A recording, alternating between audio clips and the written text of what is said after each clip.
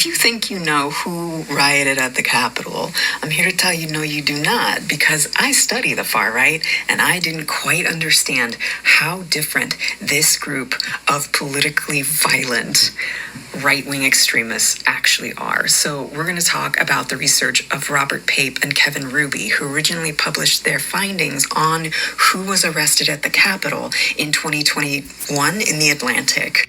I'm going to be reading from this particular article where they updated the data to over 700 people who were arrested.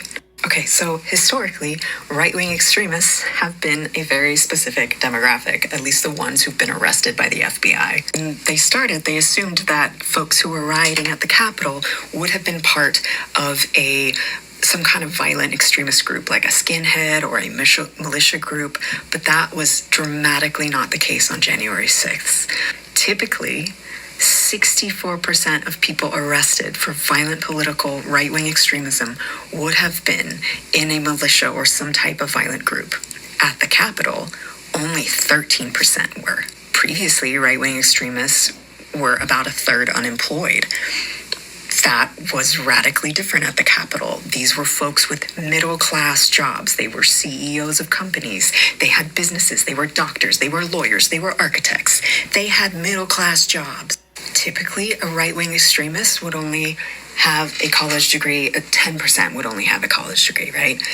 That was not the case here. 25% of the people who rioted at the Capitol had a college degree, which is comparable to the national average of 30%. We would expect right-wing extremists to be under the age of 34. The age concentration of those who were arrested were in their 40s and 50s. These were middle-aged folks. They didn't have prior criminal histories, right? Previously, 64% of those arrested had criminal histories. Of these who were arrested, 30% had criminal histories, but they were like misdemeanor charges for like marijuana possession. 20% of the entire US population has criminal histories, for comparison. For those of you who like to shit on rural places, I want you to know that they were not coming from rural places. These folks were coming from places that lost to Biden. They were the political minority. They were coming from Los Angeles, from New York City, not upstate New York. They were coming from Chicago, from San Francisco, from the suburbs. And this is really important, they were coming from counties where demographically non-Hispanic whites were losing population numbers. Remember how people are being hammered with the Great Replacement theory on all of these mainstream right-wing news sources? Great Replacement theory says that white people are being overtaken by minorities and that this is going to cause a loss of rights for white people. That used to be on the fringe. It's now mainstream. These insurrectionists come from 8% of the body politic. There are lots of other beliefs that are associated with whether or not they are in this 21 million people who are part of what they call the insurrectionist movement. Biggest factor is a belief in the Great Replacement theory. This is a trend that is stable over time. Campaigns of terrorism often rest on a fair degree of community support for the legitimacy of the violence.